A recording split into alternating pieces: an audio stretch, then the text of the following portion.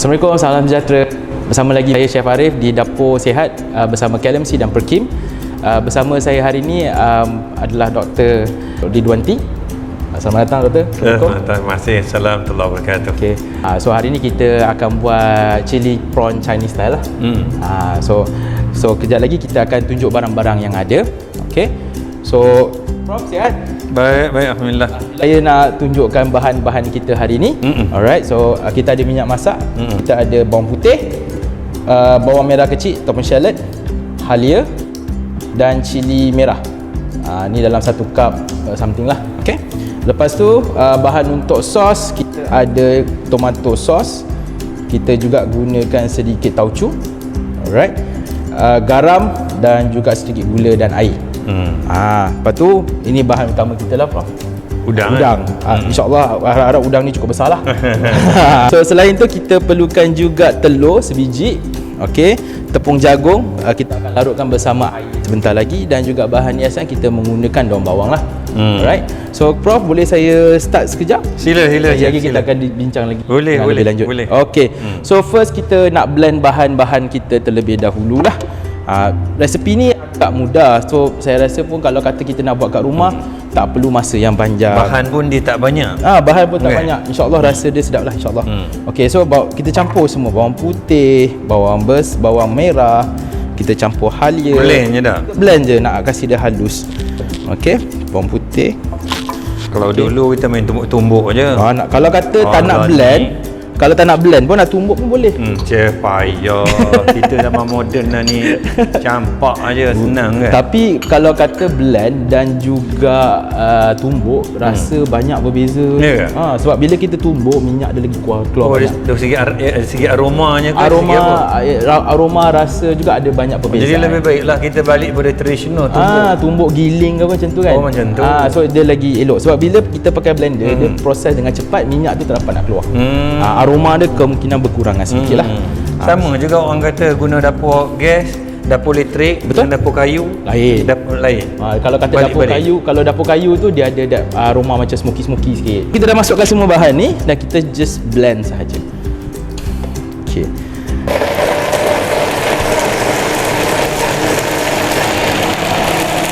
Okey. Jangan hancur sangat. Macam ni pun okey. Alright. So kita letak tepi dahulu. Okay, so blend macam ni lah rupa dia.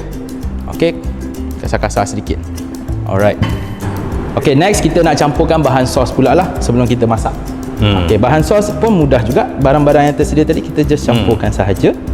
Tu tadi gula. Gula, garam, tomato sauce. Okay, kalau kata nak pakai apa nama ni tomato paste pun boleh. Yang ujung satu lagi apa dia? Macam mana? Yang itu satu. Ni tauco. Tauco. Kita campurkan dalam.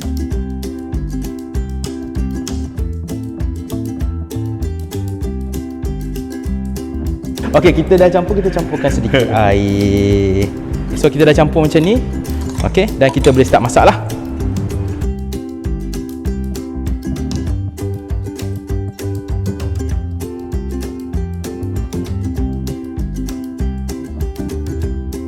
Nak bercakap pasal makanan ni lah kan. Okey. Maksudnya kita masak ni nak menceritakan kepada penonton kita bahawa kat dunia ni banyak makanan yang boleh dimakan dan yang tak boleh dimakan.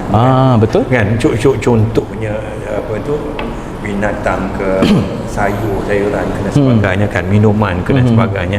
Banyak yang boleh dimakan, tapi yang banyak orang salah faham ni, dia melihat yang dalam Islam ni banyak yang tak boleh. Itu yang kita nak buka persepsi tu. Sebab kadang kita hairan masyarakat kita kan. Sehingga kan dia melihat Islam ni semua tak boleh tak begitu. Islam ni Chef, kalau semua tak boleh, orang tak akan masuk Islam Chef. Betul kan? Saya setuju. Dia banyak sebenarnya yang boleh. Contohnya kalau kita sebut tentang minuman kan, macam-macam warna minuman, sebut je minuman apa. Betul. Warna apa. Betul. Rasa apa. Semua boleh. Hingga kan orang nampak Islam ni bila bercakap tentang makan minum ni, yang difokuskan yang tak boleh. Betul. Walhal yang banyak boleh tu kita tak pernah bercakap pun. Bukan? Itu minum sama juga. Tentang apa tu makanan ke, macam udang, ikan. Apa lagi yang kita nak sebutkan. Tapi yang kita pelik kadang-kadang tu ada salah faham situ. Melihatkan Islam tak boleh. Tapi kalau kita pergi ke detail lagi, kadang-kadang yang boleh pun jadi tak boleh. Contohkan ayam tu halal dimakan, kambing dan sebagainya kan. Tapi kalau tak disembelih dengan betul, dia tak jadi makan pun lah. Jadi ini kepahaman yang perlu kita jelaskan kepada masyarakat kita ini dan penonton-penonton kita sama juga kan. Kadang-kadang orang bukan Islam ni dia salah faham. Ingatkan ayam tu boleh makan kan. Binatang yang herbivore lain boleh makan. Tetapi kalau tidak disembelihkan dengan betul, tak boleh makan juga. Tapi kita nak sebutkan kepada mereka, saya sukalah rancangan-rancangan sebegini kan, supaya kita dapat jelaskan bahawa dalam Islam ni banyak yang boleh daripada tak boleh kan. Banyak yang boleh diminum daripada yang tak boleh. Saya ni chef cakap ni banyak ni.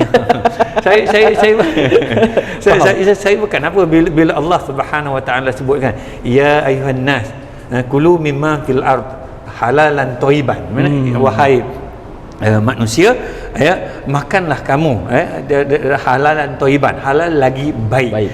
Saya nak sebutkan di sini bahawa Islam bukan hanya bercakap soal bersih, suci, tetapi dia pergi lebih jauh lagi itu. Bukan saja bersih suci dari segi yang kita tengok dengan mata saja, tetapi lebih dalam pada itu. Maknanya dalam Islam ni kita meletakkan sesuatu ni, maknanya kita nak sebutkan bersih itu merupakan perkara yang sangat besar, penting. So, kita masukkan bahan kuah. So kita masak cili ni sehingga dia menjadi kering macam ni sikit lah.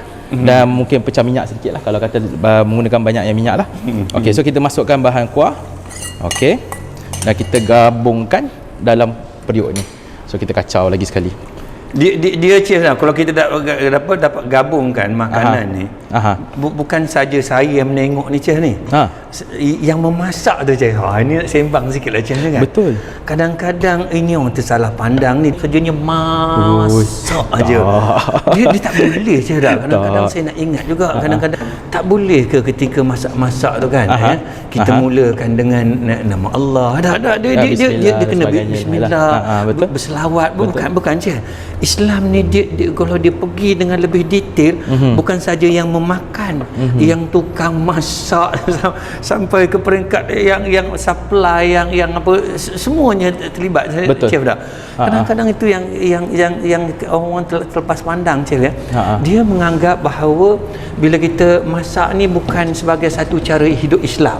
Memasak ni Chef, pahala tu Chef kita bagi orang makan. Betul. Bukan? Betul. Bayangkan kalau Chef sambil masak tu berzikir pada Allah. Ini contoh je Chef kan. Kan? Itu kadang-kadang orang terlepas pandang. Dia hanya melihat tukang masak itu hanya masak saja. Gunakan peluang itu kan. Betul. Ini soal barakah Chef. Betul. Kita nak timbulkan soal supaya yang memasak, yang makan semua sekali itu semua dapat pahala Chef kan. Kalau konsep ini dapat digabungkan, dia cantik je. Sama juga contohnya, terutamanya bulan puasa je kan, kemudian sampai ke raya, contohnya lah kan. Tak boleh ke kadang-kadang kan, contohnya ketika kita masak untuk hari raya, katakan malam raya tu, dia terlepas pandang nak meraut pahala di dapur. Ini kadang-kadang kita sayanglah Chef kan. Islam ni dia satu cara hidup Chef. Dia ni kita duduk mana pun itu ibadah. Kita duduk dapur pun ibadah. Ni juru kamera ni pun ambil gambar ni pun itu ibadah belaka, pahala belaka ni nak produce apa kena nama program kita ni. Ada dapur sihat kan, Perkim dengan KLMUC tu kan. Saya nak sebutkan daripada tu kameraman, chef kita kat sini. Islam ni cara hidup kan. Yang kat luar tu pun kalau betul niatnya kerana Allah Chef, semua pergerakan kita, apa juga yang kita buat tu pahala belaka. Sebab itu kita kena raut peluang ini, kena ambil peluang ini. Macam tukang masak kan, apa tujuan dia masak sebenarnya kan? Dia masak kerana Allah, kan nak bagi orang makan dan sebagainya, supaya akhirnya yang dimakan itu bukan saja halal ya, akhirnya menjadi darah daging yang akan menjadi memberikan kesan kepada kehidupan dia dan sebagainya. Jadi saya syorkan supaya perkara ini kita ambil peluang bahawa berada di dapur lah tempat untuk kita meraup pahala. Yang penting apa tujuan kita masak, niat kita masak dan sebagainya kan. Itu konsep barakah itu datang Chef. Tapi kenalah dengan mulakan dengan bismillah kan, niat kerana Allah bukan. Sambil-sambil nak tunggu tu kita berzikir ke macam tu macam kan. Atau kita masak ketika nak raya ke dan sebagainya kan. Kita bertakbir sambil kacau, contoh je kan. Kacau kita Allahu Akbar.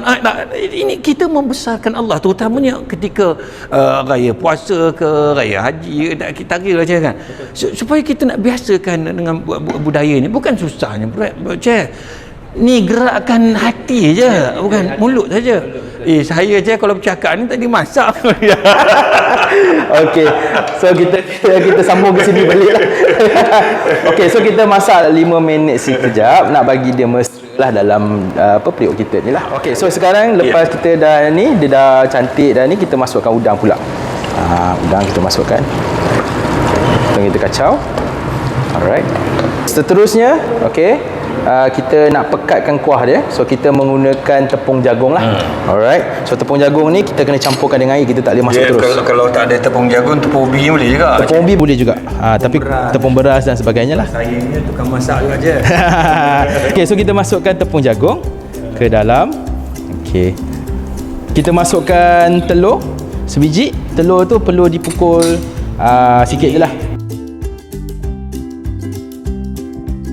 Sekejap saja sehingga telur tu kental dan dah siap. Okey, so sekarang kita boleh hidangkan lah.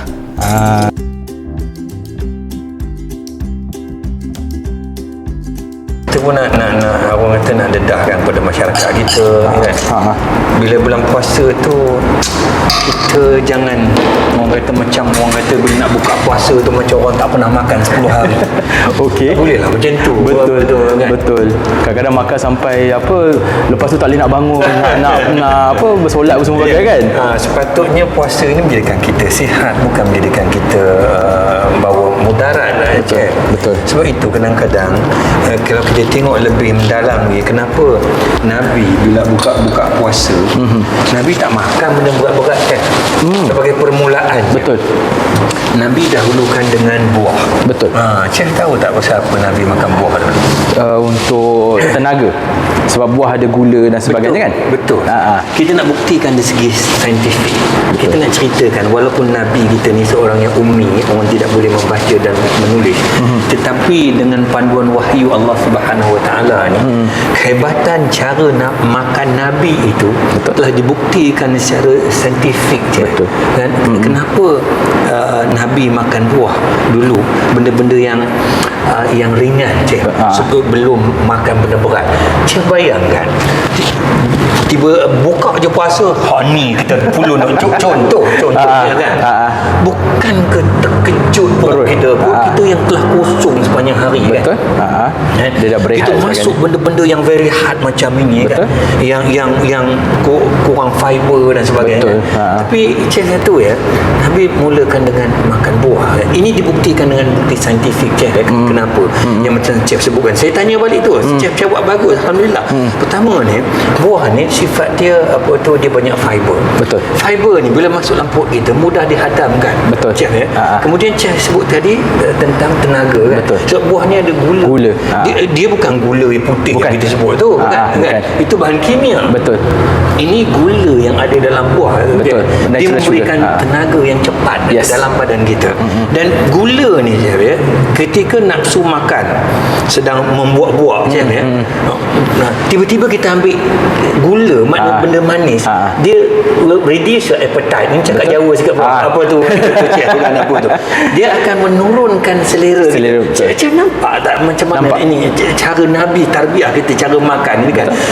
Di bulan puasa contoh kan, sebab bila kita tengah bernafsu nak makan, bila kita ambil gula, maknanya buah-buah tadilah yang manis tu, selera kita turun tu. Dengan sebab itu tendensi kita nak makan banyak kurang. Betul. Sebab itu pelik lah kalau bulan puasa dia makin gemuk.